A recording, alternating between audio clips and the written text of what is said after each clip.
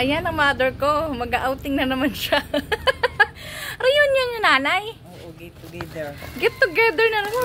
Get together na naman si nanay. Sarado na naman ako. Wala akong night shift. Wala akong kapalitan. Ayan o. Si mother. Off na naman.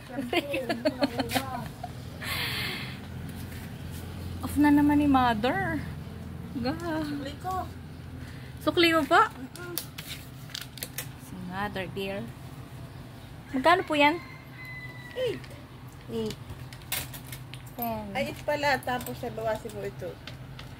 Sa S, saka 8, at saka 15. 29 lahat. 29, 30, 40, 50. Nanay. Off ni nanay. Pala ang dalawang karton. Malaki. Kasang ka tayo, nakikipa. Kasan yan? Abay, siya yung may outing. Outing ang mga magkaklase. Kaklase, yes. Saan yan? Sa Kapalong daw. Pwede bukas ang balik. Yes, bukas ang balik. Well, sarado na naman ako. Walang kapalitan. Ano ito? Ate, siguro yung dalawa. Magliliwaliw na naman siya. Wala na naman akong tindera. So, mamayang gabi. So, sarado ako dahil wala akong kapalitan.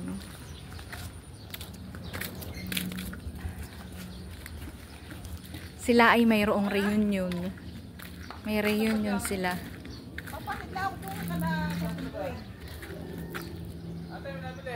Oh, sure. Oh, ayan, makapahatid siya. Si mother. Meron silang yung reunion. Bye-bye, mother! Ingat ka po.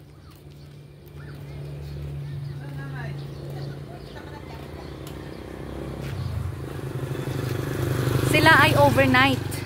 Overnight daw sila. Kaya bukas pa ang balik niya. Si mother dear. So, wala akong panggabi. So, ako ay matutulog mga alas 12. Kasi wala. Dapat ang duty ko ay 9 p.m. or alas 10. So, wala si mother. Kaya ngayon, gising pa ako. Ako ang tindera. Bye, mother!